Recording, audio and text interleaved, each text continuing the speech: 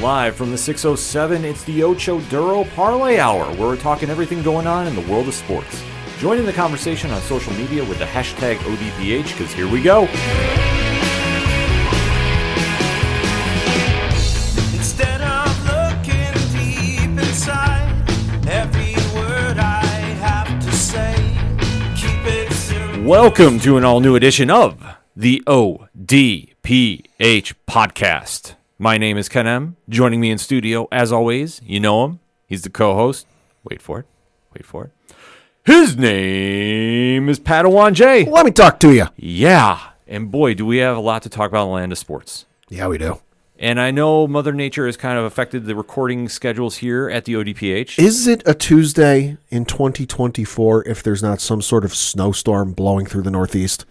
I got to consult with the National Weather Service here in Binghamton because actually, surprisingly, they're very responsive on Twitter or X if you want to be all official. It's always going to be Twitter. But they're actually surprisingly responsive, and I got to reach out to them and be like, hey, how many of the 3 Tuesdays we've had in the year 2024 has it snowed? Because it feels like all 3. Mm-hmm. Oh, I fully agree. So that's kind of thrown off the recording schedule. So this episode is going to be all sports.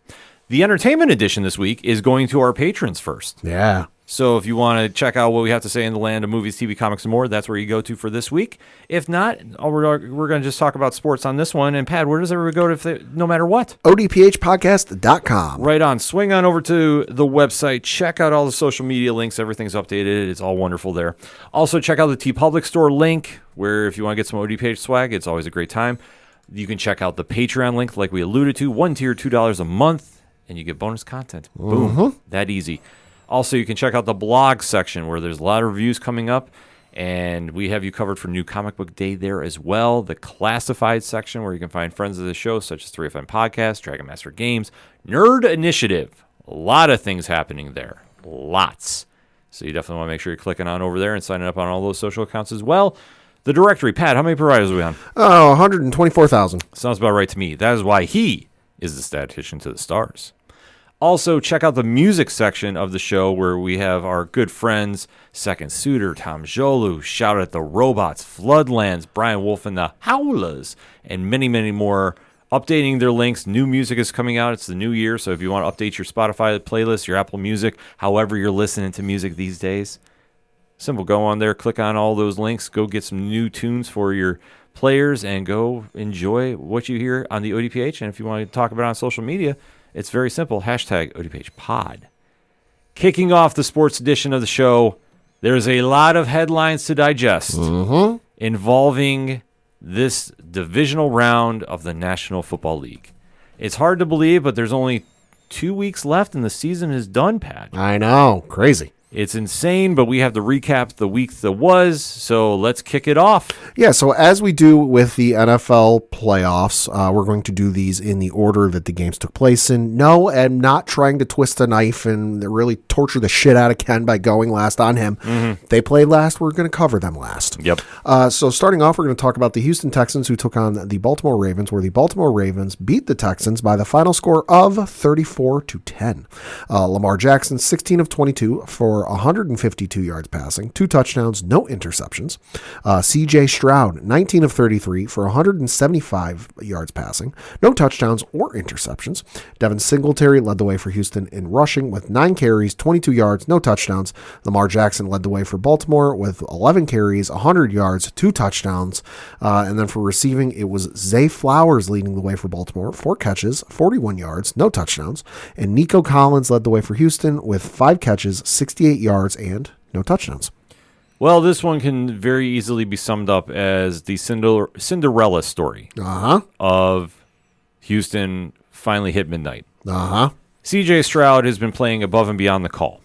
He has exceeded projections for him this season. Houston was not supposed to be here. Nope. So the fact that they made it this far is a testament to what they're doing with this organization, and we have to always admit we were wrong about them this season. Yes, we do. And they have proved us wrong. But this was a time that we were going to find out, were they really contenders or pretenders per se? And unfortunately, when you're going up against the number 1 seed in the conference, chances are you're going to be pretending. Yeah. And this is one case where this was close until halftime, But John Harbaugh and the team really refocused in that second half. Mm-hmm. They looked very dominant. They were not messing around. Absolutely not. And they started picking C.J. Stroud apart and was, at least in my opinion, they were daring somebody to make a play. Yeah. And that is quite scary, especially when you have Lamar Jackson, who I think at this stage it's hard to say he's not the MVP candidate. He's got to be the odds-on favorite at this point. Yeah. And if he's not, who the hell are you picking? I mean, the only other player I would say, we'll get to him in when we recap this game, is Christian McCaffrey. Yes. That's been my 1-2 there. Tyreek Hill is in the conversation as well. But well, if he'd have hit 2,000 yards, he'd be the shoo-in. Oh, absolutely. But I think injuries. But I think in this case, too, you see what Lamar Jackson does for this team. Mm-hmm. Being the lead rusher, 2 touchdowns, 100 yards on the ground. He is getting multiple receivers involved in the game. And granted, Baltimore does not have a great wide receiver core. No. Albeit, though, they're going to get some help this weekend, as we're going to go discuss. They're doing everything to implement their will on their opponents, and they're making a statement win that they're the number 1 seed without question. I mean, it's kind of insane to think about where Lamar Jackson is at this point, this season specifically, because let's turn the page back, a year and a half, 2 years, whatever it is. And he didn't get a contract extension, didn't negotiate a new contract with the Baltimore Ravens, played out the season, had a great season, and then came back in the offseason, when the reports were out there, how much he was asking for, how much he was looking for, and everyone thought he was nuts. Everyone's like, oh, are you really worth that much? Is it really going to be, the most bang for your buck? He ends up re-signing with the Baltimore Ravens. Has a decent year last year. But then you bounce back and you look at this year, which you still got to play it out, still got to see. But as it's looking right now, won the division. He won the AFC North, got the number 1 overall seed in the AFC conference, is potentially going to win the MVP this year, and is on the cusp of going to the Super Bowl. If that ain't the biggest middle finger F you to the haters, I don't know what is. No, he wanted to make a statement, and he clearly did. He understood the assignment. Exactly. And to play with that big of a chip on your shoulder and motivate your team to rally around you, I mean, that's a true testament of a leader in that locker room. Yeah. And this is something that Baltimore, we often forget with some of the names in the AFC. Patrick Mahomes, Josh Allen, when he's healthy, Joe Burrow. Yeah. Lamar Jackson does not get enough credit for what he does with his team, in my opinion. Right.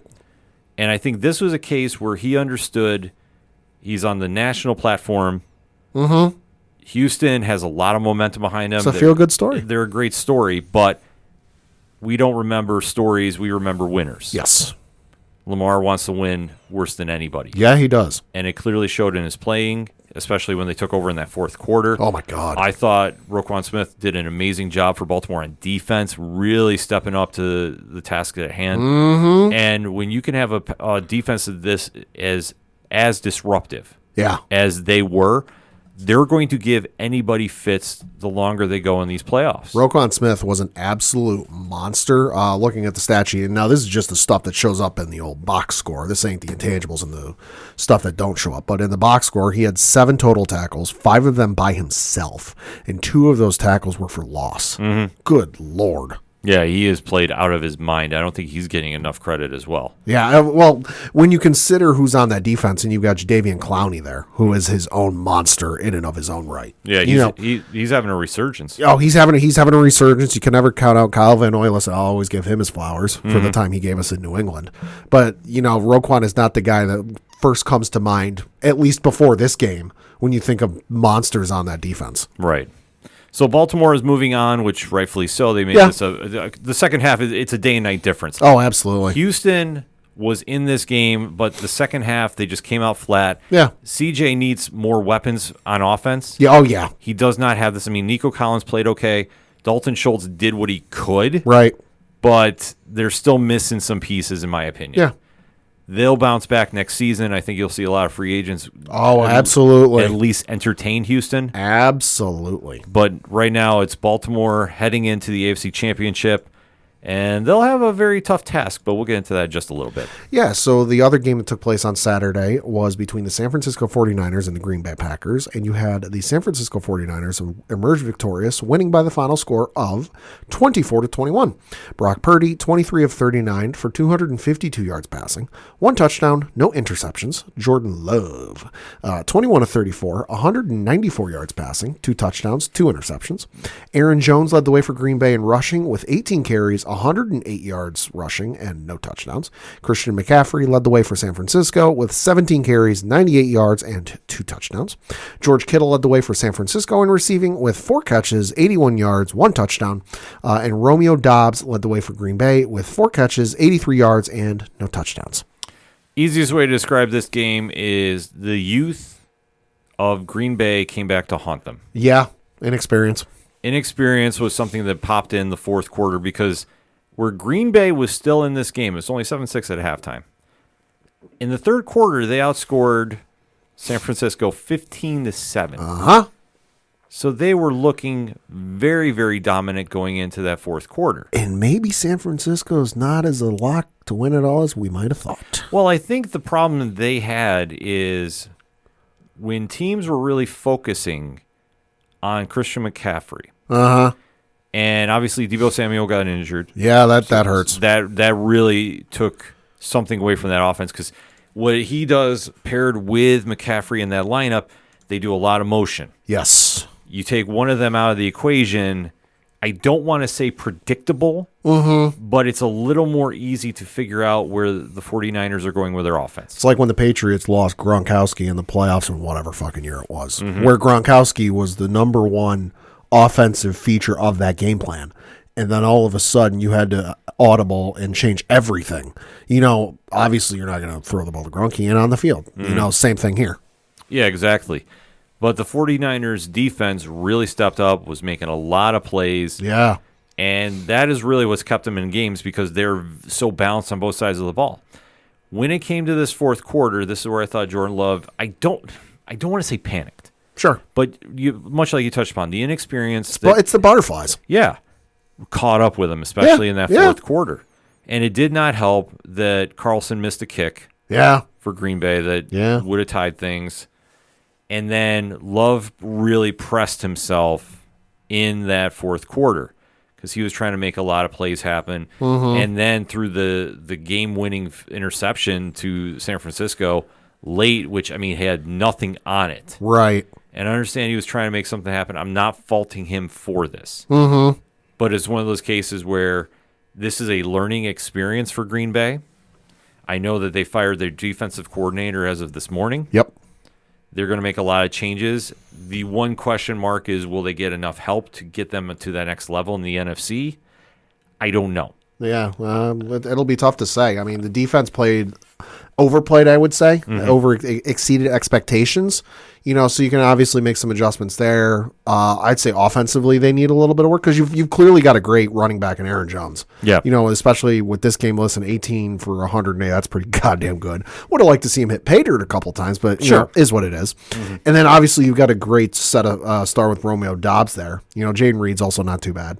You know, so maybe if you get a couple more options there at the receiving core. You know, maybe get a little bit more offensive line help because Lord knows you can never have enough of that. And the Packers will actually be looking pretty good. Yeah, they're not out of the realm of thought of making a deep run. No. But they do need some upgrades on both sides of the ball. I mean, I think that's just being very honest about this. Yeah, no, that's true. So we'll have to see what happens here, but not a bad way for them to go out per se because they almost had this game. They did. But this is where the experience factor of San Francisco came into play. Yep. They didn't get rattled. Brock Purdy, I mean, for being in the playoffs for just, a second year? Yes. It still looked very poised, did not get rattled too much. No. Albeit, though, took a couple bad shots to his throwing arm. Oof. So I would be worried about that going into this week. But when you have Christian McCaffrey there to bail you out, that does help a lot. The other concerning thing, as we alluded to him, is the Deebo Samuel injury. And currently, as we record, now this was reported today as we record, and I'm looking at the injury report for the San Francisco 49ers on ESPN.com, and it says, quote, Deebo Samuel, questionable. Samuel shoulder won't participate in Wednesday's walkthrough, Nick Wagner of ESPN.com reports. So odds are he's going to go Sunday, but as in what capacity and what percentage, if we're talking, he's at 50%, he's at 100%, remains to be seen. But I'm willing to bet if he's not doing walkthroughs and it's Wednesday and the game's on Sunday, he won't be in everything.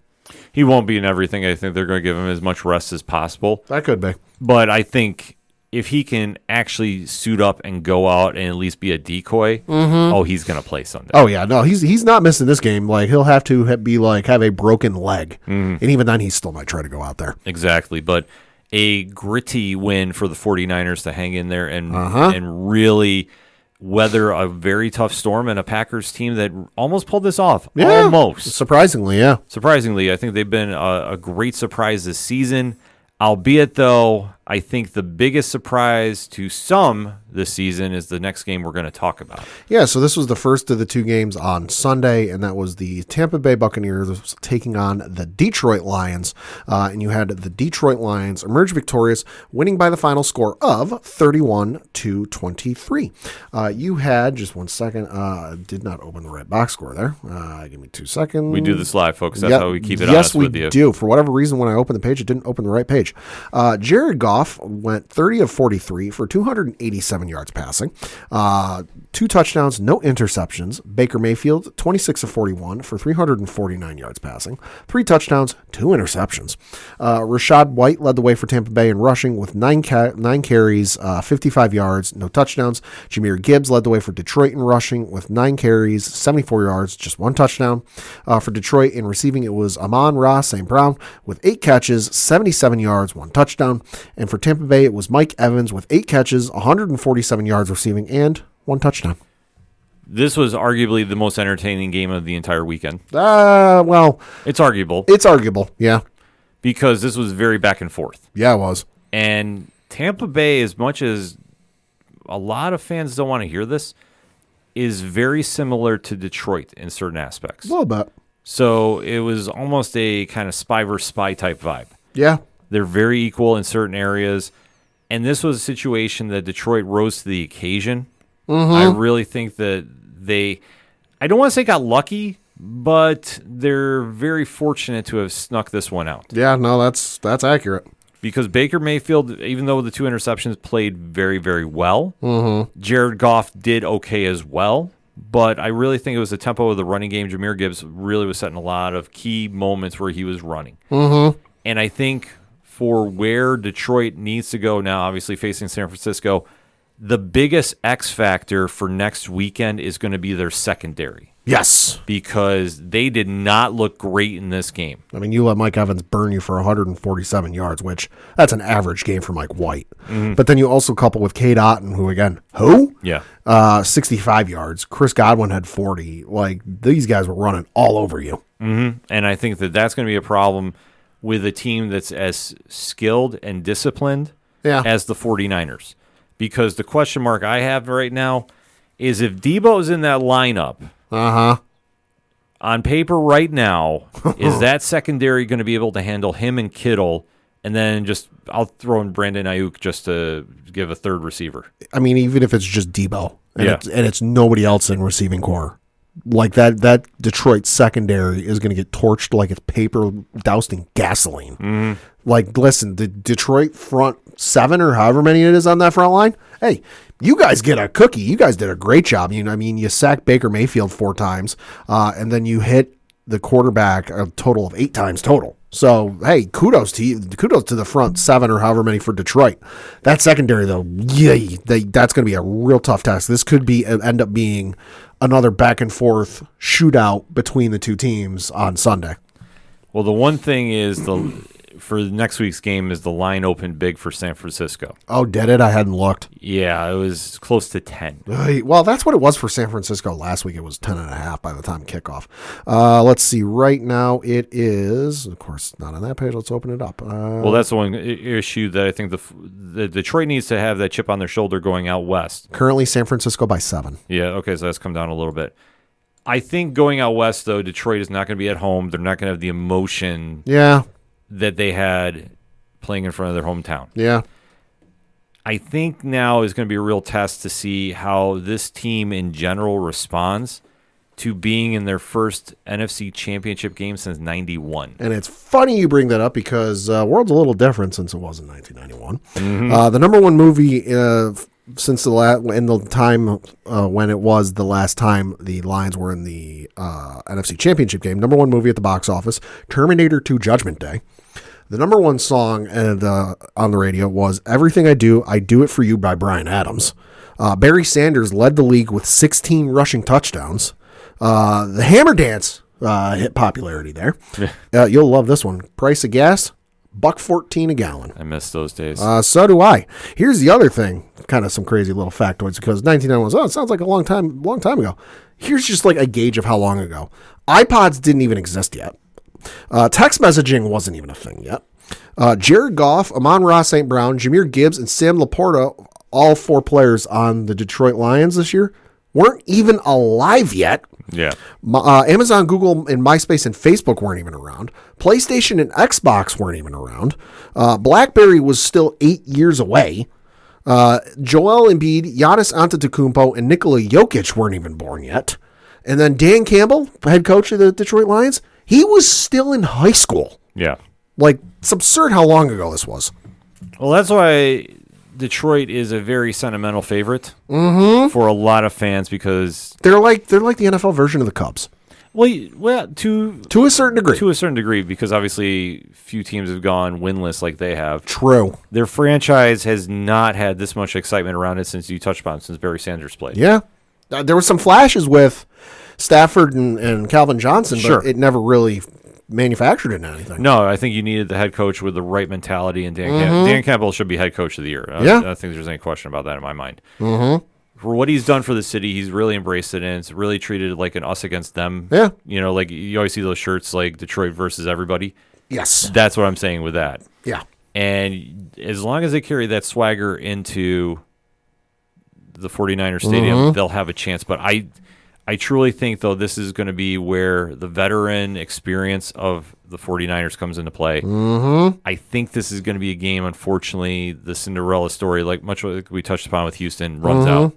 And I think it's going to be a situation that unless Jared Goff can have a career game and that secondary can slow down the passing attack of the 49ers, I think this is going to be 49ers all day. Probably. And just one little more factoid on the game from Sunday between the Bucs and the Lions. They did crazy ratings because according to NBC Sports PR, for all of a couple hours, it was the most watched NFL divisional playoff game since 1994. It averaged more than 40 million viewers. It peaked at 49.1 million viewers. And I read in one article that in the Detroit area, it was on in 77% of households. Oh, I believe it. Which is absurd. Well, you have to think about that city has been waiting for a sports team to step up and step out. Yes. I mean, they got the Red Wings, but somebody other than the Red Wings. Well, like I say, when was the last time the Red Wings were in Stanley Cup contention? Oh, early, mid-2000s? Right. Same thing against Pittsburgh? Same thing with the Pistons. It's been a while since. That was 2005? Yeah. 6? So you have to think about it. That city has been waiting. Granted, the Tigers were there in the World Series at least once. Right. Yeah. 2005? But the Lions, I mean, and let's face it, we've talked about this many times. Football is now the national pastime. Yeah. It's a different thing. And that's where you're seeing here with Detroit. So we'll have to see how that matchup plays out on Sunday. Like I say, I think it's 49ers all day. Probably. And then the game, I'm not ducking away from this one. Pat will even give the disclaimer for this because I have some feelings. So the views, thoughts, and opinions are that of Ken M. Do not necessarily reflect that of the ODPH. Listener discretion is advised.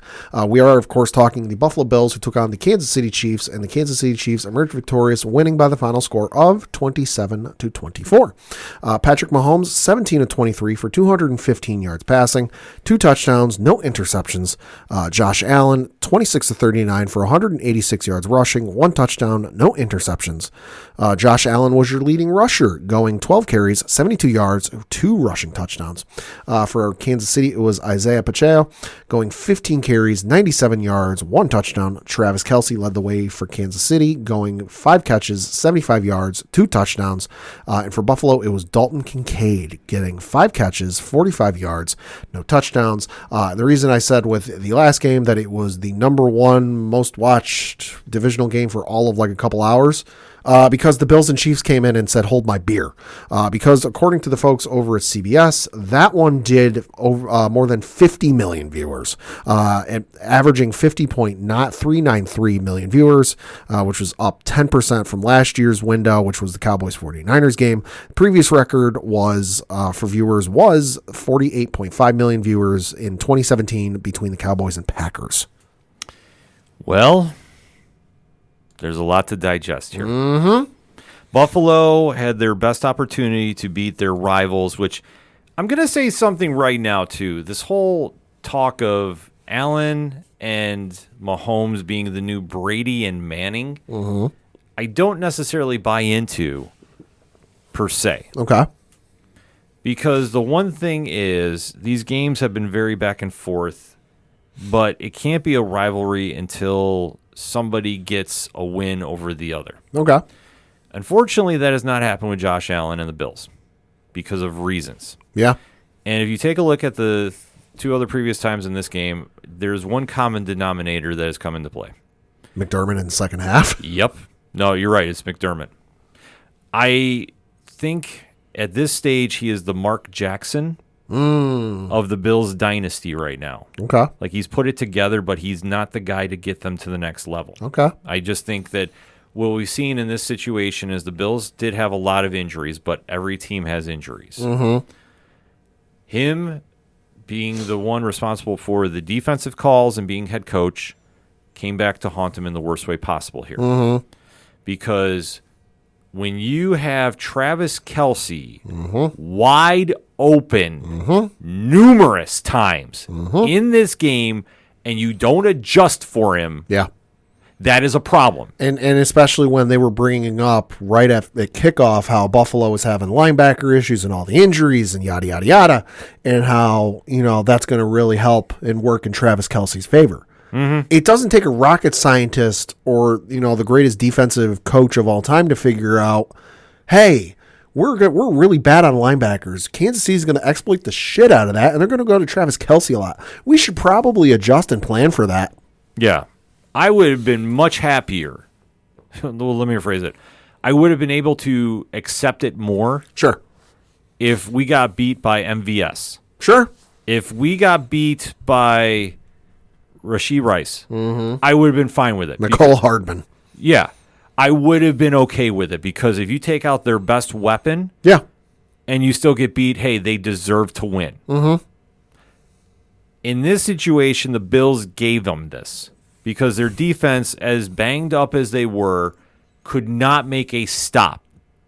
Well, in the second half. In the second half, because what we touched upon, they needed to make adjustments in that second half. They clearly did not. And Kansas City did. Kansas City did. Steve Spagnuolo is one of the best defensive coordinators in the league for a reason. And the areas that Josh Allen was exceeding with was the screen passes out. Yep. They had the run game going with James Cook. And yet in the second half, for whatever reason, we switch up the offensive mentality. Yeah, I was going to ask you that because there's obviously no way for me to find out. But did it seem like to you they got away from the run game Absolutely. entirely in the second half? Absolutely. Okay. I'll even say something that's going to fire up Bills fans. Ooh. This is something Ken Dorsey did. The former offensive coordinator. Right. That everybody was screaming to get out of town. Yeah, okay. So you can't have that same energy about this with the new offensive coordinator because if they're calling the plays and then you're winning the game by running the ball, and then you stop in the second half, and it's not like they switched up their schemes that they could not get the ball going here. Like Kansas City played it very well. Yeah. But I'm sorry, what Joe Brady did is he went away from what was working. He went to the Kyle Shanahan school of second half playing. Yeah.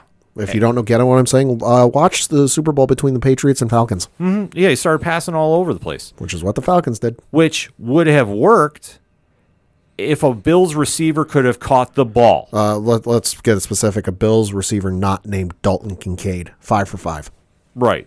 Well, him and Shakir did fine. Yeah. In fact, I'll even say this. Gabe Davis not in the lineup was not a factor. Probably would not have been. No. I'm going to say it right now. No. Khalil Shakir is the clear-cut number 2 on this team. There's no question in my mind about this. 9 for 7 with 44 yards and 1 touchdown. He's fine.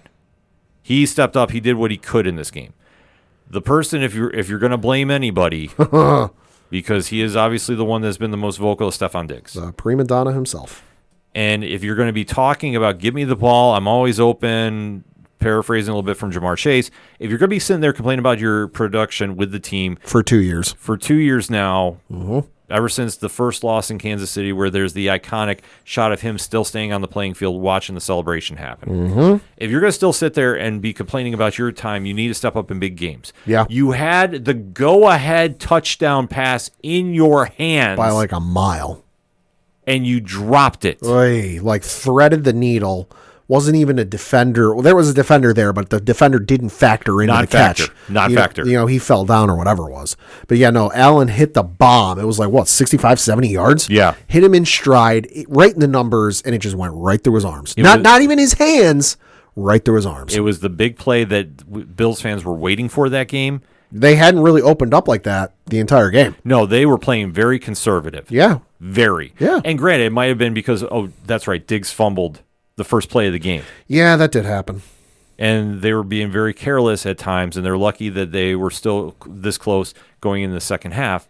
But then again, we go back to the latter half of this game. They're going back and forth. The Bills have the lead. They can't sustain it. And then you thought momentum changed when Mecole Hardman fumbled the ball through the end zone. Yes. And I'm sitting there going, oh, shit. Like, I'm watching with my fiance, Liz, and she's like, oh, my gosh. I go, this could be a game changer. Well, it should have been, because you know what? Why McDermott went for a fake punt. Holy fuck, yeah. In that situation. Yeah. Like, I might have thought that should have been a good idea as a joke, but what momentum did you have? Yeah, there was no reason for that. No, you should have just not fake punt. You should have just went for it as is. You know what? Done a screen pass to to James Cook. Yeah. To have Josh run as an option, because he could still get 5. He could get 5 yards in that situation. Sure. No question about that. Sure. Or throw a little screen or dump pass to Kincaid. Like, if you did stuff like that, you would have been fine. Yeah. But you're lucky you got the ball back. Momentum shifted. You have everything going in your favor, and you come out flat. And the problem is, in the final moments of the game, at that 2-minute warning, you're driving down the field. I have a big problem with Brady's calls here. Oh, yeah. Big time. Yeah. And McDermott, if you're seeing the same thing I am, why are you allowing this to happen? Because here's the problem that you had. It was 2nd and 9. You tried running with Cook. Yep. Cook got stopped. Okay. Yeah. Happens. Next play, you have Diggs doing a screen, and he's wide open. Josh, and this is the only thing I'm going to fault him about. Okay. He tried playing hero. I agree. And granted, he got his foot stepped on when Dawkins got backed into him. Okay, listen, shit happens. It is what it is, but I'm going to paint you the scenario. Okay. At this time, there's about 1:20 left on the clock. Give or take. Okay. He throws it to Shakir. Shakir, it just comes up short. Yep. If Shakir catches that, how much time is left on the clock? Probably around a minute or so. Okay, but minute 15, we'll say. Give or take, yeah. Why are you giving that much time back to Mahomes? Yeah. Have we not learned from the squib kick you did not do? Yeah. Don't give him time to get the ball back. Yeah. And yet, you're going to play hero. I understand you want to get that crowd electric and going, but newsflash, your defense cannot sustain on the field. No.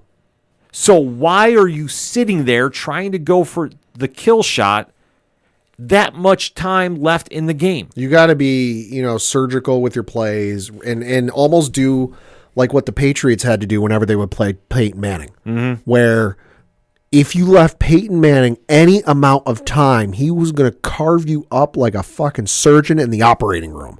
And you were going to sit there and you were going to watch it and you were going to take it.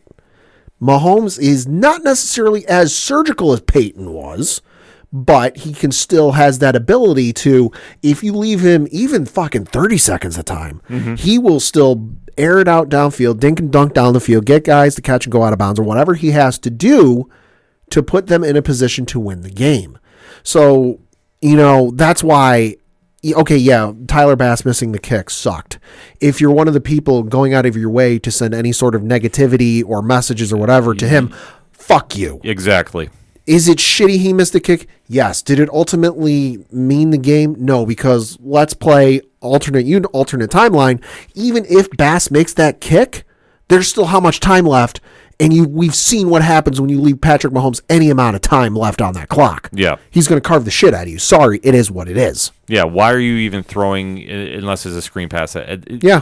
That is my only fault I'll have with Josh about this game, because Josh played a great game. Yeah, he did it. He did have a good game. That's just the only thing is I agree with you. There were times where he tried to play hero, or if we're talking like NBA, where, if you drive to the lane and you go for two and try to get fouled, that makes a lot more sense than trying to put up a three-pointer and tie the game. Yeah, and that's a situation that the Bills looked very inexperienced in this moment. Yeah. Sorry. Yeah. Bills Mafia, listen, anybody wants to debate me about this, go right ahead. Yeah. This is what happened. So when Kansas City gets the ball back, you still have time to stop them, but you let Isaiah Pacheco look like the second coming of Priest Holmes. Yeah. And he just ran right down the field on you guys. Average 6.5 yards a carry. Sorry. The one thing I will say is, to get back to your point of like the Brady Manning thing. Yeah. I do subscribe to that, but not in the way you think. Okay. I don't subscribe to it in that like Patrick Mahomes is Tom Brady and Josh Allen's Peyton Manning. Not that aspect of it. I do subscribe to it, and I tried explaining this to a friend of mine who's a Chiefs fan, but I just could not get him to understand it. I do subscribe it into the fact that, like, for the duration of these two players' careers, they are going to be compared in every statistical category available online. Completions, yards, touchdowns, interceptions, whatever. Wins, losses, championships, everything. That's how I look at it, is Peyton Manning was fucking phenomenal and was one of the best players of all time. Tom Brady, also one of the best players of all time.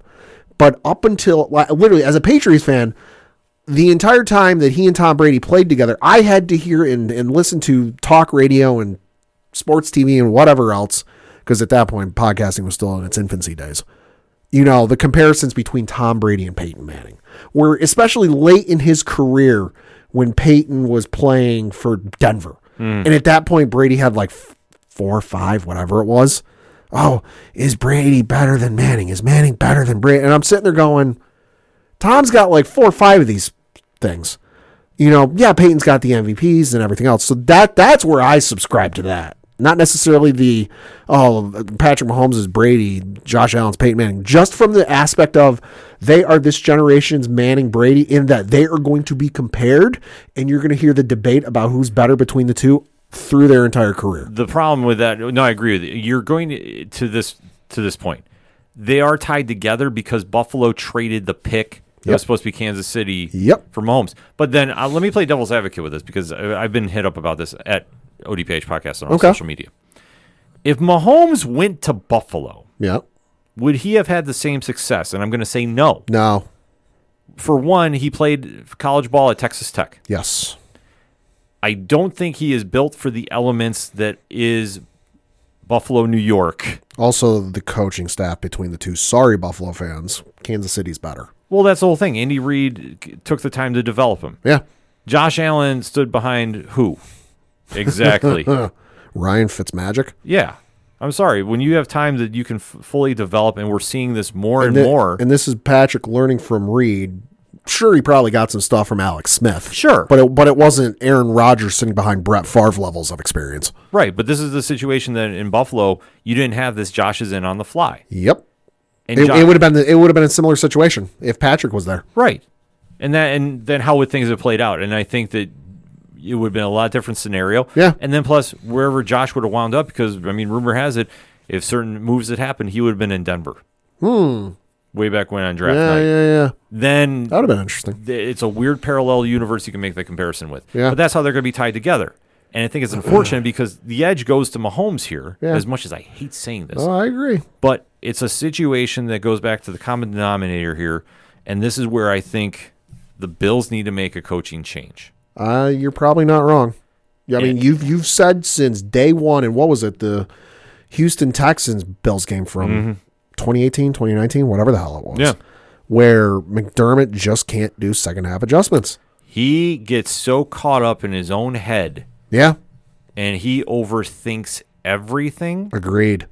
That is now costing them games, and this was a game that they had dead to rights. They had him the first half, heavyweight title fight in boxing, punch for punch, tit for tat, the whole nine.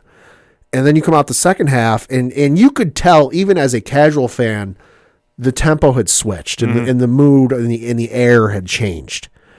And Kansas City adjusted because you went, and they mentioned it. They're like, there hasn't been a punt in this game, that it's just been score. And then all of a sudden you started having turnovers and punts and all this other stuff. Kansas City adjusted. Buffalo didn't. And that's the thing that has haunted this organization since this regime has taken over. And I can't help but wonder, is Stephon Diggs hurt, or was he hurt for this duration of time? Because the stat line I saw, the last 10 games of Buffalo had played, targets, Khalil Shakir, 38, Stephon Diggs, 80. Receiving yards, Khalil Shakir, 462, Stephon Diggs, 422. Well, I can't help but wonder, because he is a number one guy. He wants all the targets, and he wants this and that. We saw and heard the reports after last season, and it spilled into the offseason, then it bleeded into this season a little bit. And you look at the stat line he had for this season, the game log and specific game stats, the numbers are down. Was he hurt? It's possible. I mean, if you want me to do percentages on this, I'll give it a 30%. Okay. I just think it's a situation that the Bills, until the emergence of James Cook, had become very one-dimensional, and teams were game planning for Cook. Not Cook. Diggs. Yeah. And I think the problem is Gabe Davis, for as everybody thought he's this amazing number two, he's a solid companion piece. But I don't think that he's a true number two in the sense that he'll take over games. I think that they're waiting on somebody to emerge. Shakir did. Sure. He runs great routes. Sure. So it does help take some pressure off. But I think for Diggs' case, I mean, it's hard to say. He could have been injured, but I think I agree with Josh Allen's assessment of it too. Teams game plan for him a lot better. Yeah, that's true. I mean, he did hit over 1,000 yards receiving this year, which, hey, good. But the reason I bring this up is you look at the game log and where it breaks it down game by game. I'm not going to read them all off, but of the 17 games they played this year, he only hit 100 yards receiving 1, 2, 3, 4, 5 times. Yeah. And his most yards received this year was against the Jacksonville Jaguars on October the 8th, where he hit 121 yards receiving. That was his high mark of the year. Let me even throw this to you. Okay. How many games does Josh Allen have an interception? A lot. How many times is he going to Diggs with those? Oh, that's a good question. Just saying. I think that he understood that he wanted to please his wide receiver and doing the right thing. He was trying to get him the ball. That could be. But I think there was a lot of careless throws that went in that direction too, that it just didn't pan out, especially when defenses are game planning for you. Fucking for that. Christ, this will be an easier stat to give you. Josh Allen this season only had 1, 2, 3 games without an interception this year. Yeah, that's the easier stat. Well, like we say, he's the modern day Brett Favre in the playing sense. This is true. 5 touchdowns or 5 interceptions. You get what you get. This is true. And this game he played very well, but I think moving forward, the Bills have to make a coaching change. As painful as that might sound for a lot of people, I think this is where it needs to go. I know the name that got thrown around. I know Rich from 3FN said it first, and then Rex Ryan did. Bill Belichick. It would be interesting, but I think the question really with Bill at this stage is what does he want to do at his age? And if he wants all that control. I think he's had enough of the cold weather, personally. Well, you never know. Like, I think if he wants to win now, I honestly thought the ideal team for him is the Chargers. Yeah. I will stand by that statement. I think the ideal spot for him is the NFC. Anybody, like, because the AFC, he's dealt with the AFC for his entire career. Well, and it's just a changing of, it's not even, I was going to say changing of the colors. It's not even a changing of the colors. It's still red, white, and blue. But you still got to deal with Patrick Mahomes. You still got to deal with Tua. You still got to deal with Aaron Rodgers because you got to figure he's coming back for another year with the Jets, and he's going to come back with a vengeance next year. You still got to deal with Cincinnati, and Joe Burrow's going to be coming back. Lamar Jackson is still there in Baltimore. Cleveland, whatever the hell they end up doing. You got Houston, which overperformed and exceeded everyone's expectations. Mahomes is still there, Justin Herbert, and whatever he ends up doing. So that's why if he really wants to hit that all-time wins thing and try and get another Super Bowl, easiest way for him is going to be the NFC. But who's open though? That's a good point. See, that this is a situation that if you're the Bills, you can entertain all day. Oh, sure.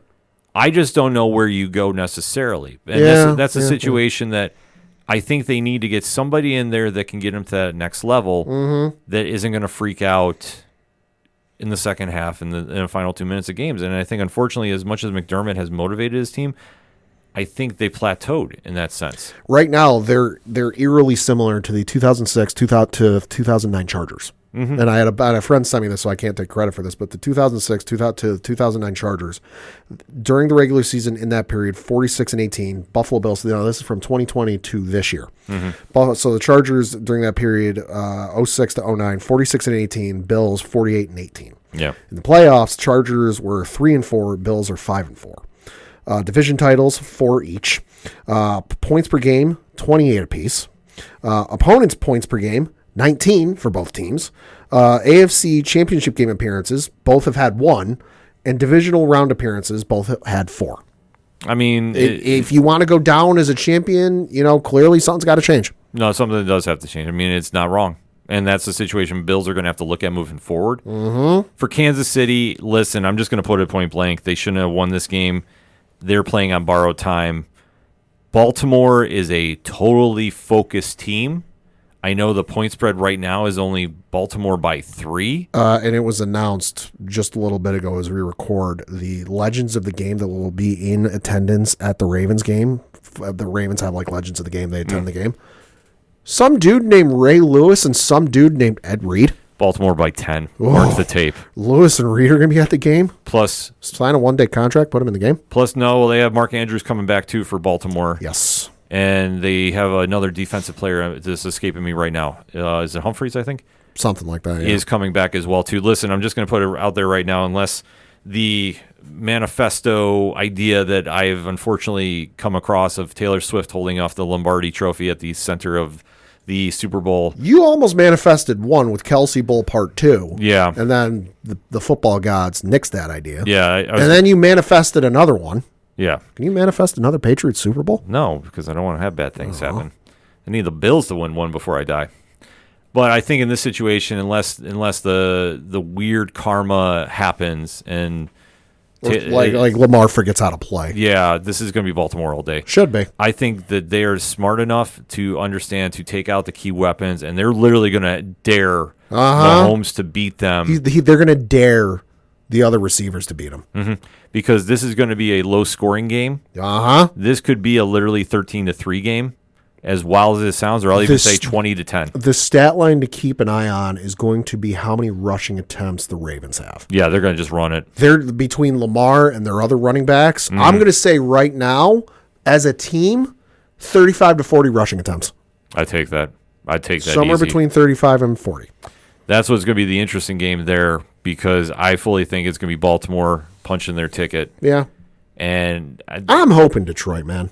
I would love to see Detroit. I would love to see Detroit do it. I would love to see Detroit, but honestly, I think San Francisco got a wake-up call last week. Could be. And I think that it's all going to come down to that secondary. Yeah. And that's where I feel Detroit's biggest weakness is right now. And I think Brock Purdy is going to exploit that. Probably. But we'll have to wait to see how it all shapes up, though. But definitely interesting headlines coming out of this past weekend's divisional round games. Hit us up on that hashtag ODPH pod. Who you got going on to the Super Bowl? Let's talk about that.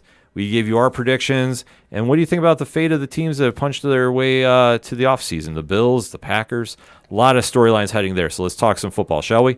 We're going to take a quick break first, though. We'll be right back. Do you like comic books? What about movies and TV shows? Well, we may be the show for you. We're Hops Geek News, a weekly podcast that discusses comics, movies, and TV shows while featuring a beer of the week. Every week we chat about what we messed up on the week before, and then we dive into what we're reading and watching, as well as some news. We then wrap it up with a geek-themed topic of the week. You can find us anywhere you listen to podcasts by searching Hops Geek News. Cheers.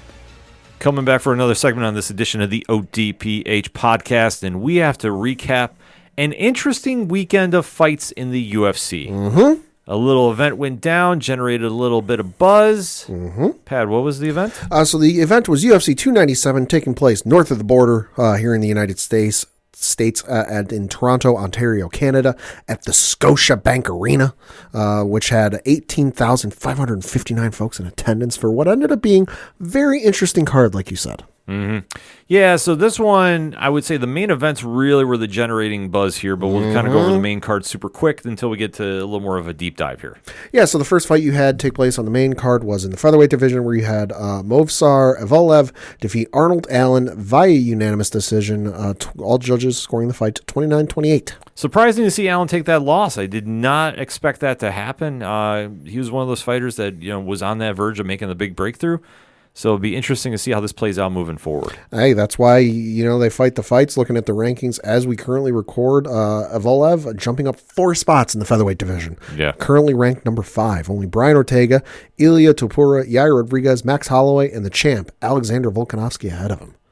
Fun Volkanovski fact I saw yesterday. He has now, or probably now since I saw it yesterday, eclipsed John Jones' record, quote unquote, or like the length of time John Jones had as light heavyweight champion. Volkanovski is at like over 1,100 days holding the featherweight title. Interesting. Yeah, I was like, wait, it's been that long? And I looked it up, and yeah, it's been that long. It's kind of crazy. Yeah, that is kind of wild to see. But I mean, featherweight division could obviously use some kind of buzz. I mean, Volve couldn't keep going, but I mean, that's how stacked that division's quietly getting. Mm-hmm. So I'll have to wait to see. But yeah, Volkanovski definitely has a couple interesting fights in the horizon, too. Next up for 297, though, was the middleweight division, where you had Chris Curtis defeat Marc-Andre Barrault via split decision. 2 judges scoring the fight 30-27, the third scoring the fight 28-29. Close fight. Yeah, huh? No real argument about that one. Yeah. Then in the welterweight division, you had Neil Magny defeat Mike Mellott via TKO at 4 minutes and 45 seconds of the third round. Big upset there. Woo-hoo! Neil Magny still getting it done, surprisingly, at this stage, because he's, like I say, he's one of those fighters, he'll scrap in every fight. Mm-hmm. He is going to be a tough opponent, but he's not on that level, in my opinion, he's not in that conversation of like the top tier. Neil Magny scrapping at the ripe old age of 36. Yes, but he definitely is a sound performer, and this is this has to be a big upset in my opinion. So this is very interesting to see what he goes from here. But he's the guy that will fight anybody though, and that's one thing I love about Magny. Magny got a slight bump in the welterweight rankings as we record, jumping up 1 space to the 12th position. Okay. Next up was in the women's bantamweight division. This was the co-main event of the evening, and this was for the vacant UFC Women's Bantamweight Championship. And you had Raquel Pennington emerge victorious, defeating Mayra Bueno Silva via unanimous decision. 2 judges scoring the card 49-46. The third judge scoring the card 49-45. Well, this one was a test of wills, in my opinion, and this is something that Pennington, in my opinion, needed very badly. Mm-hmm. It's something that I've been very strongly saying here on the show for quite some time. Yep. If she lets her hands go, she can do some damage. And she finally did, but Bueno Silva was a very, very ready opponent and was doing all she could to, weather the storm that Pennington was throwing.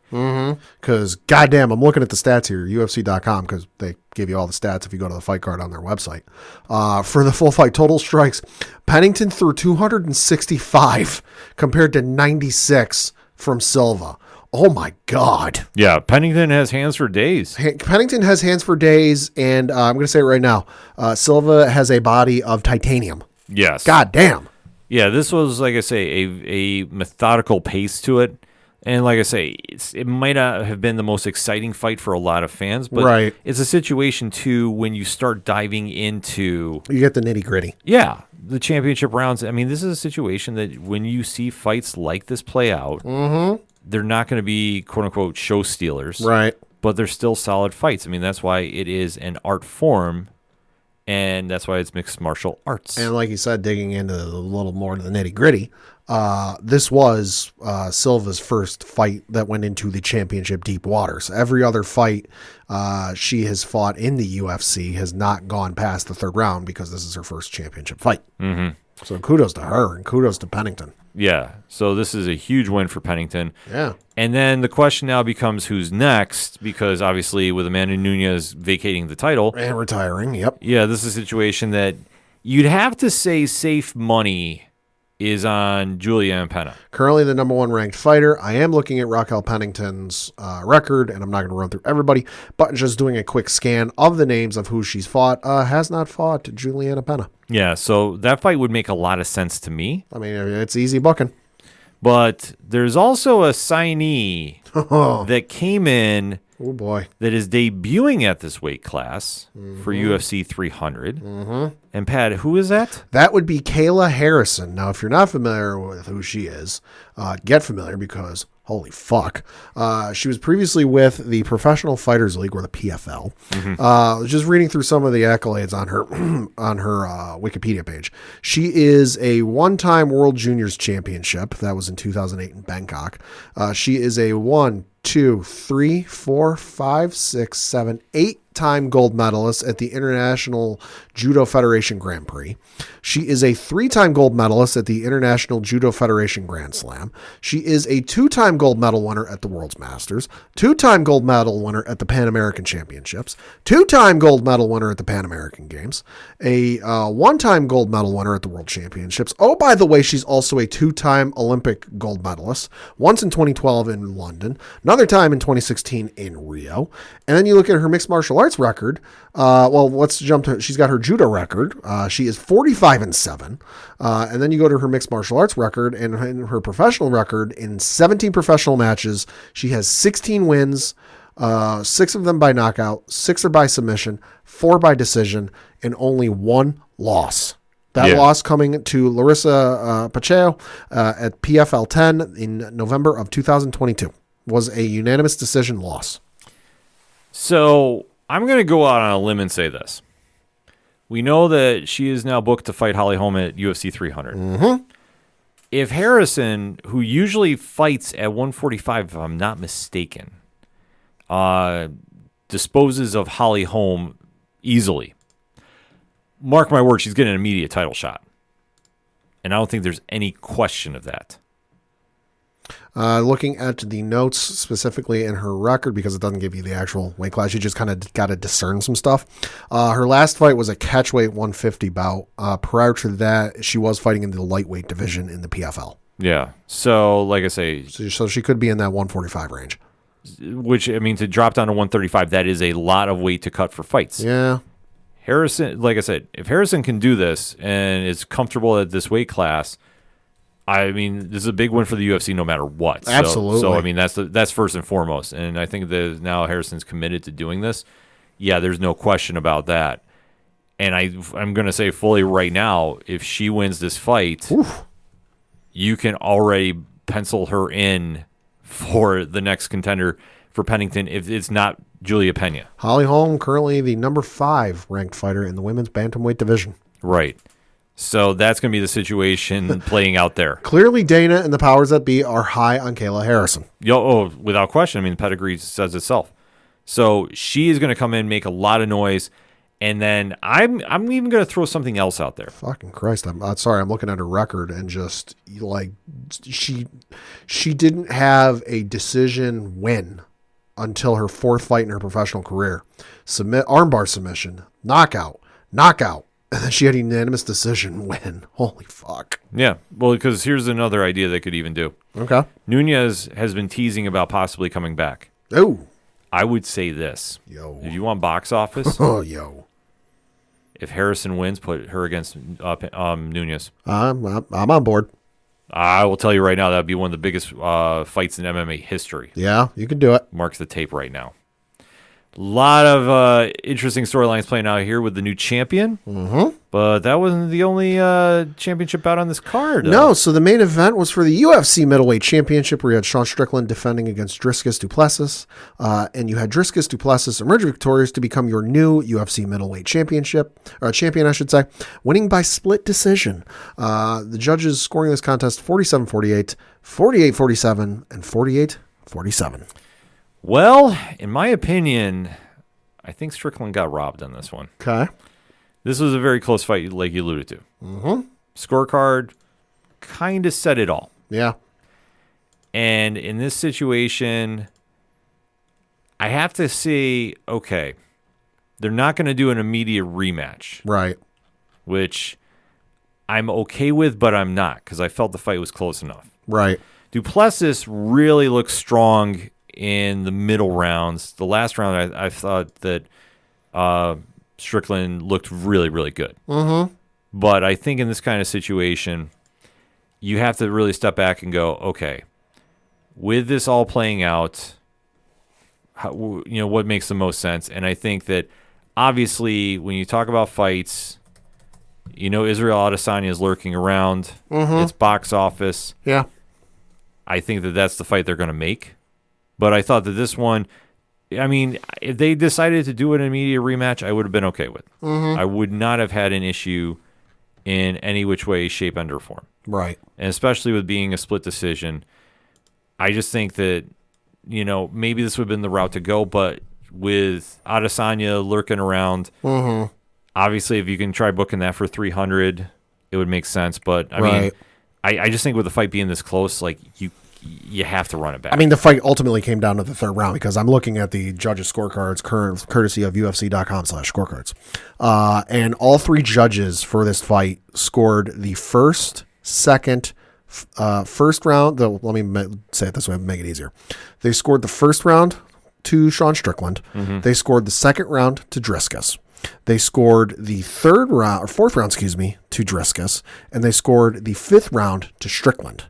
Where it comes into, debate, and ultimately where we got to the split decision, two of the three judges scored that third round to Dricus. The third judge gave the third round to Strickland. Yeah. So it ultimately comes down to, who did you have winning that third round fight? Yeah, I mean, it's a great debate too. Mm-hmm. Especially there was I didn't catch it, but I did see the aftermath though. I mean, there was a headbutt that was involved. Yeah, I heard about that. So it's tough. But I mean, Du Plessis, though, stepped up to the occasion. But like I say, in this kind of situation, I would be okay with them running it back. I just don't see it. I just don't think they're going to. They've already said they're not going to do it, which I think Strickland, unfortunately, has to win a couple fights before he's back in that title contention. Well, I mean, he is currently ranked number 1. Israel Adesanya is number 2. This is in the middleweight division, by the way. Robert Whittaker is number 3. Jared Cannonier is number 4. And Marvin Vettori is number 5.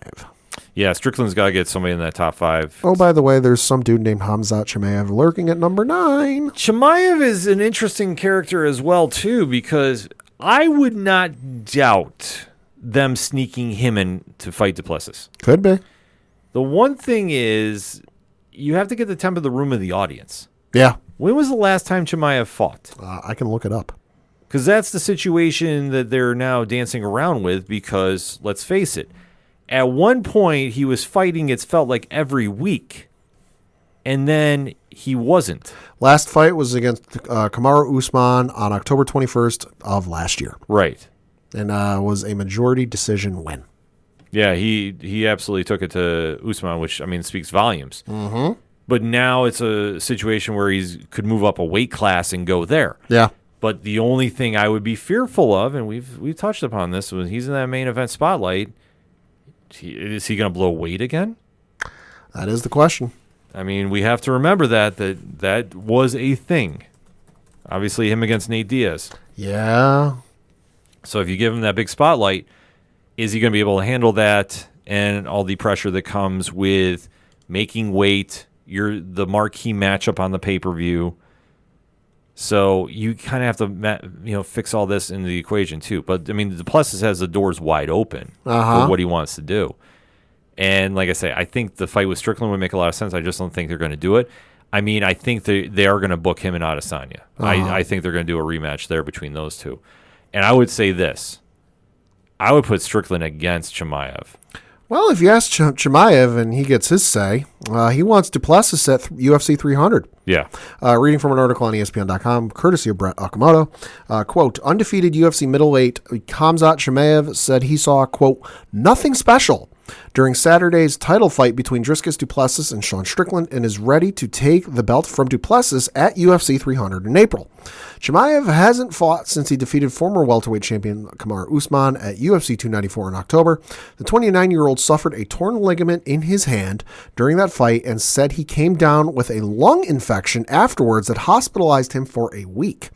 He has since returned to training in Dubai, however, and is eager to book a title fight. Quote, for me, Strickland won the fight, but it was a close fight, Chimaev told ESPN on Monday. But it was nothing special, nothing that made me think these guys are somebody. I see I can finish them both. I go to a fight, I always try to finish somebody. I didn't see one of them going crazy trying to finish. They were both going for 5 rounds, close quote. Yeah. So that explains why we haven't seen him in a while. Torn ligament plus a lung infection. But if he gets his way, we'll see him in April. I mean, I think it'd be smart money to put him on the card if he can go. Yeah. I mean, if he's physically able to put him on there against anybody. I don't know Strickland about recovery time from the fight. Right. But I would say this. If he can fight Duplessis, I'd make that fight. Yeah. If he can fight Strickland, I'd make that fight. Or, if Adesanya's ready to come back, I'd make that fight. Like I say, there's a lot of headlines that can go here with a new champion. I just think in this situation they should run it back. Mm-hmm. And I'm usually not a proponent for that, but I think Strickland... when it's this close. It's this close, and like I say, I understand that Strickland is a little bit of a interesting character. Yeah. Like, he's as genuine as you're going to see. Yeah. Like, his views are his views. Yeah. I do not argue with him because he's authentic. He's not Colby Covington. Yeah.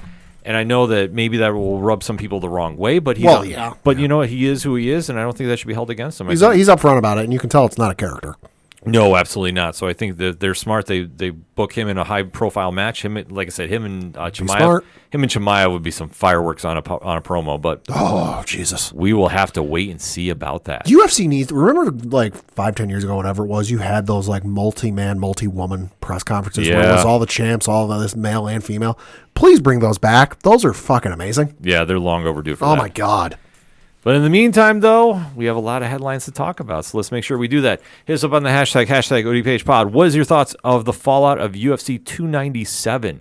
Who did you think won the main event, and where do you think all the champions go from here? Because now it's a whole new playing field and a lot of great fights we can make. So that said, we're going to take a quick break. We'll be right back. Hey all, I'm Frank. Join me and my friends as we talk about all things geek. Here at Geek Freaks Podcast, we go over the weekly news of everything in geekdom, from movies to TV, video games, and comic books. We also have a growing YouTube community. Join us as we go over everything in your geek life and share in the love of geekdom.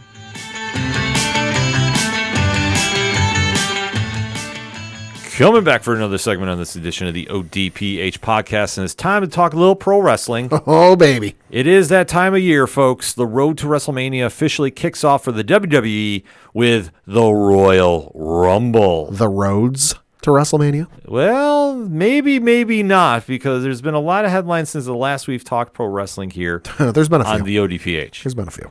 But there's one story that has kind of eclipsed everything. Mm-hmm. Going into the Royal Rumble, and that was a little late-breaking news that we got to kind of deep dive and give our thoughts about. Yeah, so the news came down yesterday as we record and was announced, and I'm reading from an article on WWE.com, where it says, quote, WWE, part of TKO Group Holding and Netflix, announced today a long-term partnership that will bring WWE's flagship weekly program, Raw, to the world's leading entertainment service. This marks a major programming shift as Raw leaves linear television for the first time since its inception 31 years ago. Beginning in January 2025, Netflix will be the exclusive new home for Raw in the United States, Canada, the United Kingdom, and Latin America, among other territories, with additional countries and regions to be added over time. Likewise, as part of the agreement, Netflix will also become the home for all WWE shows and specials outside of the United States, as well as available, inclusive of Raw and WWE's other weekly shows, SmackDown and NXT, as well as the company's premium live events, including WrestleMania, SummerSlam, and the Royal Rumble. WWE's award-winning documentaries, original series, and forthcoming projects will also be available on Netflix internationally beginning in 2025. Close quote. Huge move. Massive. Huge. Like when it's getting reported by like the Associated Press and, major news networks and beyond, the dirt sheets and some of the sports pages like Sports Illustrated, which I, thoughts out to those guys. Yeah. But like when it's getting reported by like ABC, CBS, and the Associated Press, this is big news. Well, the one thing that we now live in as fans is the Endeavor era. Uh-huh. And TKO is definitely making some big moves. They'll say the other one that got announced was The Rock is on the board of directors. Mm-hmm. That's a very interesting time period because they decided to media blitz everything on Tuesday. Do you think that's what Rock meant when he was on Raw and he said head of the table? Possibly. He could be swerving everybody, which would be amazing. I was just going to say.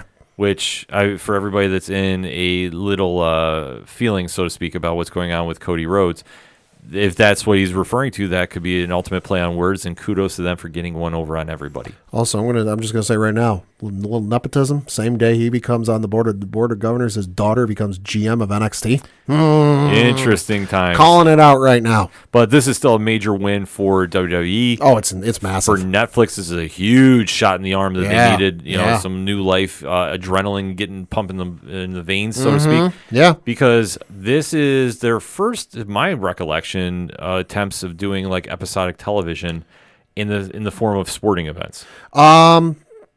In terms of like a live broadcast, the only things they've really done is they've done some comedy specials, right? That have done live. I know there's been a couple of like reality shows they've tried doing live. I know there was one a couple of years ago they tried, but like it was so popular the servers crashed and they couldn't air it live, so they had to air it traditionally how they do and just drop it for everyone. And I know they've been dabbling into the sports stuff more. They had the quarterback show they did, which is kind of like it's almost like a Hard Knocks thing, but following a couple quarterbacks. Yeah. I know Marcus Mariota, Patrick Mahomes, and I want to say Kirk Cousins were a part of that. I know they've got the NBA one that's coming. That's in a similar format, with LeBron and a bunch of others. They've got the Formula One show that they do, and they've got a NASCAR one coming too. So they're starting to dip into the sports world a little bit more, and they kind of weekly, week to week follow people stuff a little bit more. But this is going to be their first foray into something that drops weekly, and is going to be live, because obviously we're talking about this just under a year away, so things could change. But from the reports and the sounds of things, this is going to be a live broadcast. Because there's going to be commercials and there's going to be what have you, that it's going to be kind of like a more traditional feel of how you're used to. But from the reports I've read, it sounds like if you are on the ad-free tier of Netflix, it sounds like you're going to get kind of like a satellite feed type of thing where like you keep seeing the action. You don't go to commercial breaks. But that could change. We'll see what happens.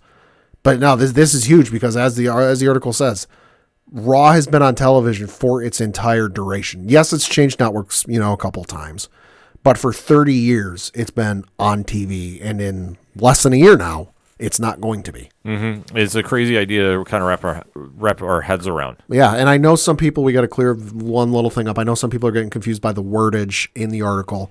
If you're in the United States, the PLEs and the past episodes and what have you are still going to be on Peacock.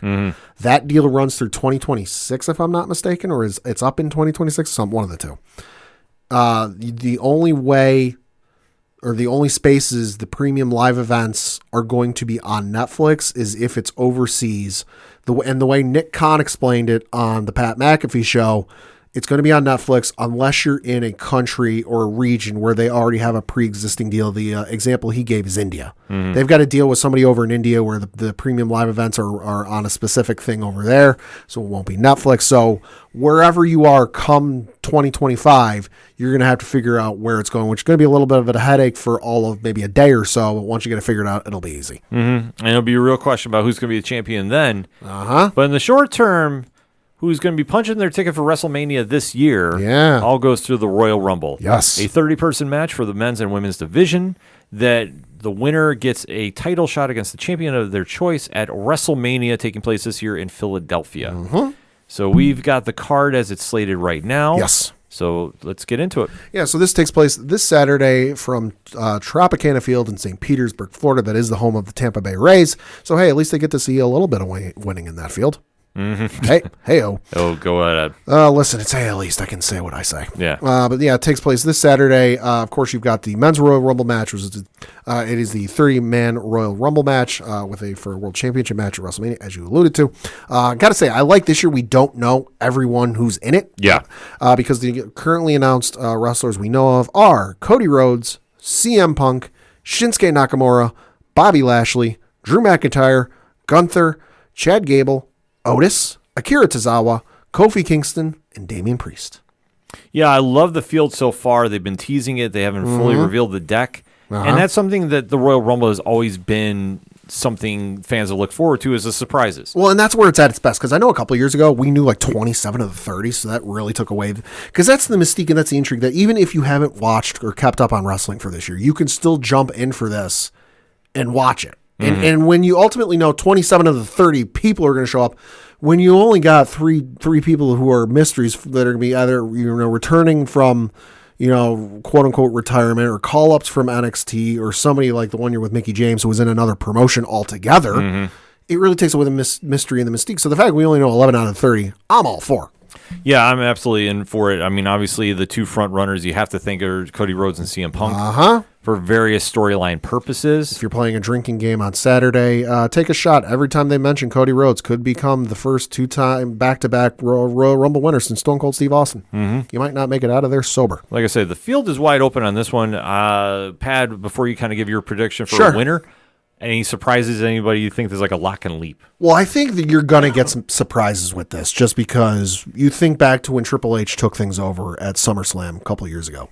First match on the main card was, you had the Bianca Belair match where she beat Becky, and then you had Bayley show up, and Dakota Kai and Io Shirai, then now Io Sky, made their surprise return. So Triple H in his time as Booker has always been about those surprise returns. I would expect we're going to get some surprise returns. No, I don't think we're going to see MJF. I wouldn't be surprised to see Okada, just because I know Rich told me, because I'm not the biggest New Japan watcher, I do know he finished his last match over the weekend. So where we previously thought the Royal Rumble was out, maybe not so much. So I wouldn't be surprised to see a Nakamura. Shane Helms, Hurricane always usually makes an appearance at these. Big Show, no, Big Show signed to AEW. I was going to say Big Show, but no Big Show. It's going to be interesting. I'll say this, X-Pac, because I know he's playing like I can't go, I don't have enough time, I need a little bit more time to get. I wouldn't be surprised to see X-Pac make a run in. I know there's one name that he threw out himself on Monday Night Raw. Please no. I know you and I had the same reaction when Hulk Hogan mentioned, I might have one more in me. Please no. No. Please no. Yeah, I will say he will not be there. At least I can't see him doing the match. No. I could see him doing a quick promo video or something to lead in. But But I think if he shows up for anything, it's probably going to be WrestleMania, just because it's the 40th WrestleMania, and he kicked off WrestleMania with Hulkamania and all that. Like, I could see that, but for this, Well, I mean, Tampa is close to St. Petersburg, so I think that might be the only reason he might show. Yeah. But no, if I have to guess locks, I'll do this locks and leap style. I think lock is Okada. Okay. If anybody has not been following, the biggest star of New Japan Pro Wrestling is now leaving the company. He is slated to be heading over to the United States to join either WWE or AEW, so depending on how you're feeling about this, a lot of intrigue is involving him, but I would have to say I have a feeling he is definitely set to come to the WWE. Okay. What better place to introduce him to the fans than the Royal Rumble? It'll be an explosive pop, much like when AJ Styles debuted. Just don't fuck up the camera angle like you did AJ Styles. Yeah, no, I don't think they're going to. I think the production value for Okada coming in is going to be huge, and then where he goes from there is anybody's guess. The leap aspect, I will go out and say, we're going to just have some fun with this one. I'm going to say it's MJF. Ooh, okay. I think... The meltdown on the IWC, if that happens. You know what? Even if he doesn't sign officially, if he comes in just for one night because he's a free agent... Quote, unquote, yeah. Why not? Yeah. I mean, that would be something to get people talking. Because there's a lot of folks online who are adamant he's re-signed with AEW. Well, I think for him, in his situation, I don't think we know technically. No, I don't think we do. He's taken off a lot of time to heal up, which, I mean, he's needed to do. So, I mean, I don't know the status of, like, how good his shoulder is and such. Correct. So, but if he had to come in for a quick run-in, then, you know, I could see it happening. I just think that it would be kind of interesting to see how it plays out because if WWE offers him enough money to leave and he's a free agent, then Money he could. talks. Well, that's the situation about with AEW that unless they locked him up, but I don't believe they did. They would have announced it by now. Well, yeah, I think that Because Mox, correct me if I'm wrong, Moxley, when they announced his deal wasn't even up. And they announced that he had signed a deal to keep him there for like whatever it was, 5, 6, 7 years. Yeah. They didn't wait. They just announced it. No, I mean, and I will say this, for as critical as we are of AEW, hi folks, I thought they did the smart move by getting the belt off him. Right. So now it kind of puts that intrigue in the air. Sure. So is it possible? Yeah, absolutely. So that's what I'm going to Anything's say. possible. CM Punk's back in WWE. Anything's possible. I think it would make for a quick, one and done for him to be in, and then let's have the internet burn down. Could be. And then winner-wise, Pat, who you got? I'm going to say CM Punk. Listen, I would love to see Cody Rhodes go back-to-back, and I know they're going to hype that up the entire time whenever he comes out. But I just think, listen, this entire year from Royal Rumble 39, WrestleMania 39 up to WrestleMania 40 has been about the trials and tribulations of Cody Rhodes. And just, he almost, summited the mountain and was almost at the top, winning the belt, which, nobody in his family ever did in WWE. And he almost got there. And it's been, getting knocked down the mountain and climbing back up. And just, it'd be too cookie cutter to have him do it again. Mm-hmm. So to have him have to go that extra step and go, and basically do a storyline where I have to win at the Elimination Chamber because if I don't, I'm not going to be on WrestleMania. Which we all know is bullshit. It's storyline. Of course. It's just them painting the picture for the story. He'd still be on WrestleMania even if he didn't win the Elimination Chamber or the Royal Rumble. But it makes for a better story that like you try to sell it on, I'll say this. Cody will be in the final 4. He'll be in the final 3. I don't know if he'll be the final 2. That might be a little too much. We'll see. But I think it's going to be CM Punk. I agree with you. I think it's going to be CM Punk. I think because they're ultimately going to set up something for WrestleMania involving him. Mm-hmm. I don't think Gunther, I know, has become a hot rumor as of late. Right, yeah. But I still think that he's got Brock Lesnar, who could also make an appearance here as well. Boy, howdy. Give me that fight. Yeah, I think that he is probably a safe bet for a surprise. I think they're going to set up that for Mania. Probably. So that would make a lot more sense there. And I agree with you. I think Cody's story is going to take some dips and dives before we finally get to whatever match they're going to do for him at WrestleMania. Yeah. But I could also see it being a situation that him and Punk go over at the same time, and Punk, claims he lands first, and they have to kind of have a little face-off for it, too. So I don't think this will be as just clean-cut as everybody wants it to be.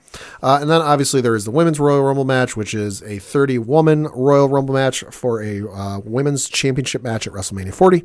And we only know 6 participants out of the 30 for this year, which, again, love. We don't know everybody. We barely even know half. So the participants that are announced as of this recording are Bayley, Nia Jax, Becky Lynch, Bianca Belair, Maxine Dupree, and Ivy Nile. Very stacked lineup thus far. I mean, very good. Even for 6 names, that's still a great lineup for the match. Mm-hmm. And that's leaving a lot of possibilities. I think you're going to have a nice influx from NXT. Yes. Agreed. So Tiffany Stratton, I'd expect make an appearance. Tiffany's my lock to be because she's been off NXT or not really featured as much as of late. Well, they had her in that little feud with Fallon Henley for a little bit, and then I think that they're purposely having her off TV for now to be a big surprise at the Rumble. Yeah. So, I mean, Pat, who's your locks and leaps for this one? I'm going to give you 2 leaps. Okay. Because I'm feeling generous. Trinity. Okay. Naomi. And Sasha. Mercedes. Oh, okay. I'm going out on that limb.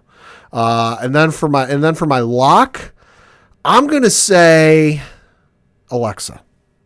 Oh, that's right. I'm going to say Alexa. She got married. She had to Ryan Cabrera. Yes, the musician Ryan Cabrera. They had a kid together. I think she might. We haven't really heard much from her. In terms of she's doing this, she's doing that. Like, been kind of quiet. Understandably so. Just had a kid. Congratulations. Mm-hmm. But I think she might not be back for like a full run. But you know what? One night appearance. She lives in the Florida area. One night appearance at the Royal Rumble. I'm going to say Alexa Bliss. Okay. For me, I'm going to say lock Tiffany Stratton. I think that's an easy one. Leap, I'm going to say Julia. Ooh, okay. I'm going to get the internet talking. And I think the other one that's kind of obvious at this point is going to be, what's her name that they signed from? She was with AEW that they signed. Oh, Jade Cargill. Jade Cargill's the obvious one. Yeah, Jade is more of a lock at this point too. Yeah, I think Jade will be one of the final 4 in this. Could be. But I don't think she ultimately wins. I think I'm going to go a little opposite of you. I'm going to say she's middle of the pack just to give her enough time to really showcase her stuff. Yeah, I could see that too. But I don't think she's going to win this one. No, I don't either. I am actually going to go out in a little bit of a surprise, and I'm going to say it's Bayley. I agree with you. Because the tease and the rumors and the theory that, damage control is going to implode and they're going to kick Bayley out or turn on Bayley have been rampant since Crown Jewel. Mm-hmm. I think we're finally going to get that. Yeah. It's been alluded to. It's been hinted at. It's been kind of teased. I agree with you on that. Yeah, I could definitely see Becky Lynch being in that conversation too, but I think they telegraphed it too much on Monday. Oh, the other possibility I'm going to give you, AJ Lee. That would be something too. Well, not a full again, much like Alexa Bliss, not a full return, just a one night thing. Yeah, you could come in and just make a quick appearance. Because understandably, she has not gotten the flowers she deserves for the work she did in the Divas era. Agreed. Yeah, I have to go with you on that one. Going to go with AJ shows up, which I'm going to mark out when I hear that music because it's been a minute since we've heard her music. Oh yeah, that place will explode. I'm all here for it. I got a couple more matches to talk about on the card. It's not going to be a full card because those Rumble matches are going to take up, probably at least an hour each. An hour each, if not more. So the other 2 matches we know of, in a singles match for the United States Championship, Logan Paul is defending against Kevin Owens. This is going to be a great match. Logan Paul, love him or hate him, can actually wrestle. He is everything WWE looks for. Yeah. I fully see him retaining. I do too. Kevin Owens will put him over. This is going to be actually probably one of the sleeper matches of the night. But yeah, this is all Logan Paul. No, I agree with you there. If this were any other time of the year, even if this were like SummerSlam or any other pay-per-view during the year, I'd say Kevin Owens, but you're this close to WrestleMania. Paul's going to be the champ going into Mania. Yeah. And I wouldn't be surprised if they have him do a match for Elimination Chamber in Australia. I could see that happening too. He's got a again, like you said, love him or hate him. He's got a big international presence. He got a lot of fans overseas. Look at the video he did. I believe was on the Today Show, the Australian version with KSI. Mm-hmm. There was a hell of a lot of crowds outside that building. Yeah, he's got a big fan. So I wouldn't be surprised if they have him do a match for the Elimination Chamber in Australia. The other match we got to mention is the Fatal 4-Way match for the undisputed WWE Universal Championship, where Roman Reigns is defending his belt against Randy Orton, AJ Styles, and L.A. Knight. Yeah. Can I just say one thing with this whole storyline? Love the storyline. Nick Aldis is amazing as a general manager. Oh, he's fantastic. Oh, my God. Like, I'm aware of the guy. I knew who he was, and I'd seen some of his promo work and some of his work in the ring. I did not expect to enjoy his work as a general manager as quickly as I have. The moment he had, I think it was 2 weeks ago now, where it was supposed to be a triple threat to figure out who faces Roman at the Rumble, but then Roman came out and interfered, and Nick Aldis without a mic, but the camera operator was holding, still picked it up, said to Paul Heyman, he goes, "Hey, congratulations. You've just earned yourself a fatal 4-way match with Roman against all 3 of these gentlemen." Just the way he's presenting himself and delivering his lines on screen, chef's kiss. Yeah, absolutely. He's such a professional. I'm so happy he's in WWE now, finally. And he's not ruling out a run. You know what? He'd make a great surprise for the Rumble as well. That'd be awesome. Yeah, I don't think he's doing that for this situation. Could be. I do see him getting involved in this match in some way, shape, or capacity. Probably. Obviously, with a 4-way like this, it's tough to predict a winner. Mm-hmm. But if we have to, I'm going to go out on a limb and say it's still going to be Roman Reigns. Mm-hmm. I don't think they're ready to move the title off him yet just before Mania. I think this is going to be a great match. I think you are going to have maybe a Rock run-in at the end, possibly, if they're going to set that up. Which, I mean, they're heavily alluding to doing that at Mania, but it becomes a question of him with the title. Right. Well, I mean, you look at some of the comments Rock made because he was on ESPN First Take the other day when they were making all their announcements. Mm-hmm. And the way he was kind of alluding to it, because that got brought up on First Take, you know, the way he kind of presented it is it's going to be, if he faces Roman, it's going to be at WrestleMania, but he didn't necessarily say it's going to be this WrestleMania. Could be another WrestleMania. No, I agree with you for this match, though. It's going to be Roman. I'm going to go even so far as to he's going to stack all three of them. Because I think at this point to keep the bloodline storyline, because people will say, and I admit a little bit, it's getting a little old to see Solo and Jimmy come out and run the interference and the nonsense and the shenanigans. You know, for at least this match, Roman's got to win without a ref bump, without, you know, one of the bloodline members coming out. You know, there's enough guys in this match that, you know, you can have some shenanigans go on or what have you. You know, you got AJ and his feelings playing heel, face, whatever he's going back and forth with. But I think for this, I'm going to say Roman, and I'm going to say he's going to stack all three of them. He's going to pin all three of them in the ring. Yeah, well, I don't know if he'll do all three. I mean, that's a great idea, though, but I don't think he's going to do that. I think he does win outright. Right. And then, depending on how they want to set things up, I think somebody will interrupt his celebration at the end. Could be. Whether it's Cody, whether it's CM Punk teasing, or if it's The Rock coming out, too. See, I think this match will go on first. Because I think they're going. Oh no, that won't come out first. They'll do one of the. They'll do the women's rumble first. Yeah, that's true. Yeah, because of the time constraints. That's true. Yeah. Otherwise, I'd say. Because if Roman on last, he's on first. Yeah, I was gonna say they might actually end with that because I mean, remember they did that last year with Sami Zayn. Right, but that was the whole Sami Zayn storyline, and all, and right. You don't necessarily have that much of interest. No, there's still interest. But if The Rock is involved, yeah, Rock's coming out last because they're not going to do the Rumble after that. Yeah, that's true. If Roman goes on last, something's going on. Oh yeah, absolutely. But there's a lot of storylines going on with that, so we'll definitely have to talk to you, the ODPH Society, about that. Hit us up on that hashtag ODPHpod. What is your thoughts about the Royal Rumble this weekend? Who are your picks for the men's and women's division? And what's your thoughts about Raw going to Netflix? Let's have a deep dive conversation about that, shall we?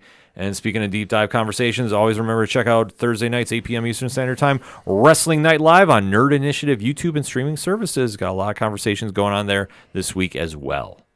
So that said, we're going to take a quick break. We'll be right back.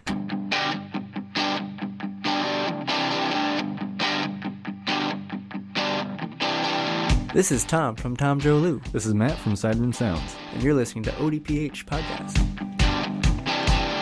Wanna go where no one knows my name, to the desert, the oceans, or the plains. 'Cause I wanna... Coming back for the final segment on this edition of the ODPH podcast. Pat, what you got? Got a couple things to talk about, first of which is obviously the local minute, and looking at the standings for the Federal Prospects Hockey League. That is, of course, the league our local Binghamton Black Bears play in. And looking at the Empire Division, another week, Binghamton still in first place. Let's go. Through 29 games played, the Black Bears have a record of 19 wins, 3 losses, 6 losses in either overtime or shootouts, no overtime wins, and then 1 shootout win. They've got 65 points. They are ahead of Motor City, who has 46 points.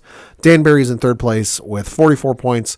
Watertown's in fourth place with 31 points. And Elmira in last place with 25 points.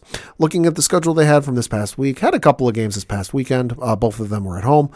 Friday, January 19th, they lost to the Danbury Hat Tricks by the final score of 4-3, but they came back on Saturday and won by the final score of 6-2. Looking ahead to this upcoming weekend, they've got a couple games. Friday, January 26th, they'll be on the road playing the Watertown Wolves. And then Saturday, January 27th at 7 o'clock Eastern, they're at home playing the Elmira River Sharks. For more tickets, information, all that good stuff, you can go to binghamtonblackbears.com. Now we're going to talk a little bit of golf. Because I heard Golf? Yes, I know. We're not the biggest golf podcast, but I heard this story and I could not fucking believe this. Okay.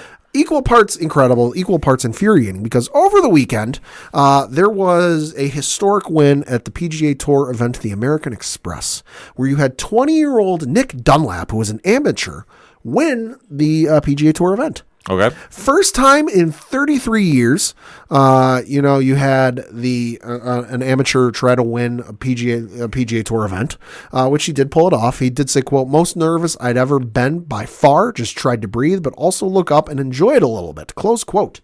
Well, he did pull off the win. However, a little bit of bullshit and shenanigans took place because, reading from an article on usatoday.com, partway into the article, it says, quote, "This was a momentous occasion for Dunlap, who was still a sophomore at the University of Alabama. He even brought some of his homework with him to California while he played in this event. That's insane. No one ever would have thought someone like him could have beaten out the seasoned PGA Tour veterans in attendance and claim the $1.5 million prize. Well, he won't be able to. Despite winning the event, Dunlap's status as an amateur golfer prevents him from taking home the prize money from this PGA-sanctioned event." Wow. Yeah, so, close quote. So, basically, he wins this event at 20 years old, beats his opponent, but because he's an amateur, he can't claim the prize. That's insane. And the prize is going to be distributed between the folks who finished in second, third, and fourth place.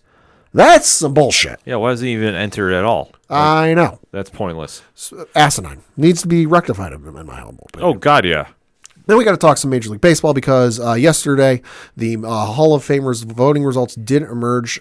In joining Jim Leland, who was the manager of the Detroit Tigers, among a host of other roles, in Cooperstown this upcoming summer will be Adrian Beltre. Played for a whole host of teams. One of the great third basemen of the modern era. Got in with 95.1%. Okay. Just to note, for the Major League Baseball Hall of Fame, you need to get in with 75% of the vote. Right. Todd Helton played his entire career with the Colorado Rockies, got in with 79.7%. Joe Mauer, on his first ballot, played his entire career with the Minnesota Twins, grew up in the St. Paul, Minnesota, got in 76.1% of the vote. A couple guys who fell short, Billy Wagner, 73.8%. Gary Sheffield in his final year of eligibility, 63.9%. So he'll look to get in via the Veterans Committee if he should be able to get in, because that's not a surefire guarantee thing these days. Right. You also had Andrew Jones, finished with 61.6%. Carlos Beltran, 57.1%. Alex Rodriguez with 34.8%, and Manny Ramirez with 32.5%. Also should note, David Wright, first year on the ballot, 6.2%.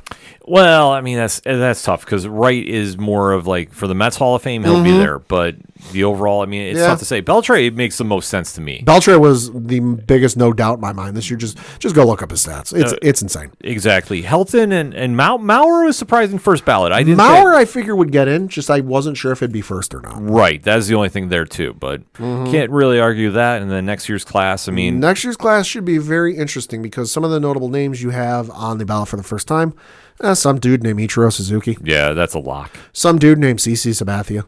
Should be a lock. Some dude named Dustin Pedroia. I think he'll get in at some point. I think he'll get in at some point. I don't know if he'll get first ballot. Gotta know. He's only got 10 years to get in. It's not the 15, 20, whatever it used to be. It's only 10. Right. There's a whole bunch of names, but some other notable ones on here. Felix Hernandez is on there for the first time. Curtis Granderson's on there, a longtime outfielder for a bunch of teams. Russell Martin is on there. Melky Cabrera is on there, of all folks. Clay Buchholz, Francisco Liriano. So there's going to be some interesting names to see next year. Fernando Rodney, K-Rod's on there. Yeah, I think the only lock right now, though, I'd say is Ichiro. Ichiro's in there. CC should be. CC should be. Should be is the key word, though. The thing I got to say, though, and I agree with what Adam Jones, not Pac-Man Jones, but Adam Jones, the baseball player, said on Twitter yesterday. I got to agree with him, though. Quote, "Whoever votes for the Hall of Fame should have to publicly post their ballots. You're screwing around with people's immortality because they didn't give you a hug. That's poppycock," close quote. And the reason I say this is, as I mentioned, Billy Wagner got super close to getting in and would have gotten in if some of the folks from last year voted for him this year, because of the public ballots we know of, 3 folks who voted for him last year didn't vote for him this year because reasons. And then also 2 folks just turned in blank ballots because reasons. Yeah. The other interesting one you had is the two gentlemen who voted for Manny Ramirez and Alex Rodriguez and nobody else. So I agree with Adam Jones wholeheartedly that every ballot should be public. The other thing, too, is I think they need to go through it every couple of years. I won't say every 5, I'll say every 10 years. And purge some of the voting folks, because I was going through the baseball Reddit yesterday, and there's a number of folks who still have a vote for the Hall of Fame, despite not having written or covered baseball in a couple of years. Mm-hmm. So it's kind of like, okay, you have a grace period where you're good, but once you hit, say, however, like 10 years after you've quit writing baseball, you shouldn't have a vote anymore. You're not covering the game anymore. Yeah, agreed. There's a lot of things they got to do to that voting process. So for me, very quickly for sports, NBA news kind of jumped out of nowhere. A head coaching change for Milwaukee. So Adrian Griffith is out. And Doc Rivers is in. Shout out to Doc Rivers' career on ESPN covering the finals. Yeah. Didn't even happen. Yeah, I am very shocked at this one. Also, shout out to the Bucks. You're now paying 3 head coaches. Yeah, this two of which aren't even on your roster no more. This is a little crazy for me to figure out. Because obviously Milwaukee, it's not like they were doing bad at all. Yeah. Second in the East. Yeah.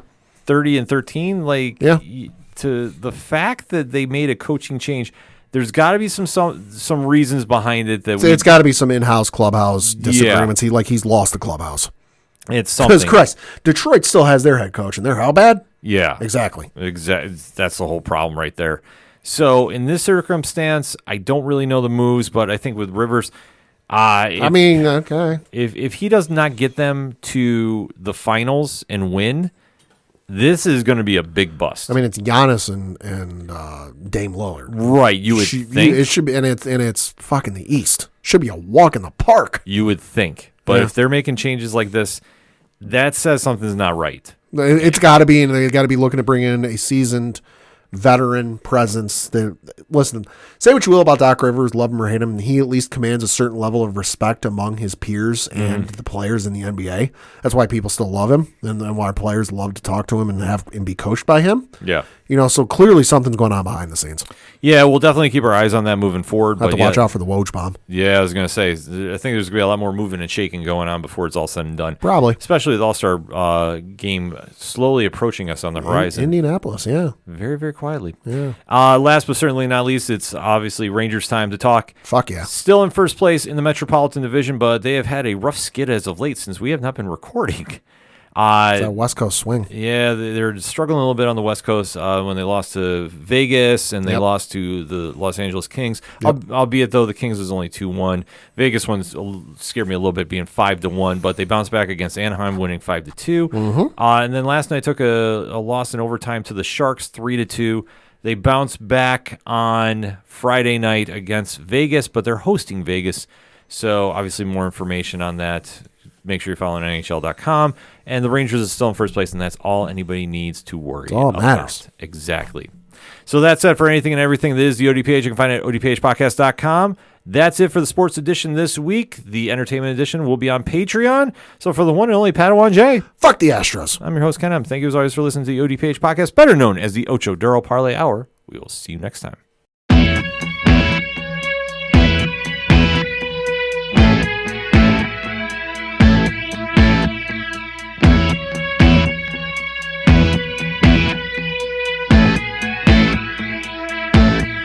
It's such waste of time, swiping left and swiping right on people you could know.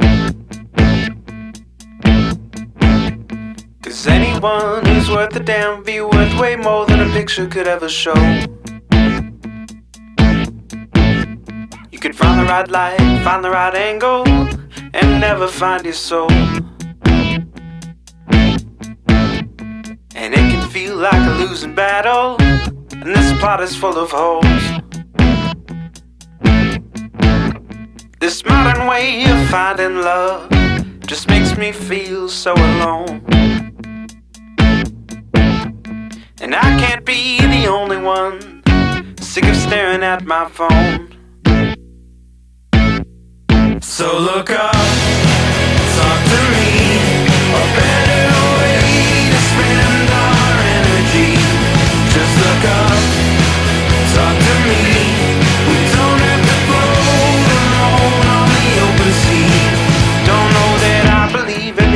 I'm fabled.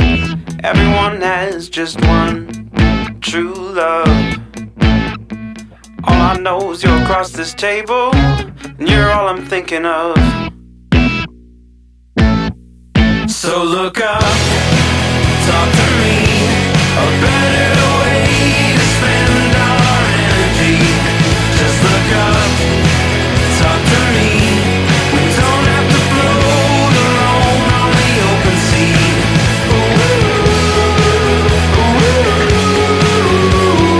Talk to me.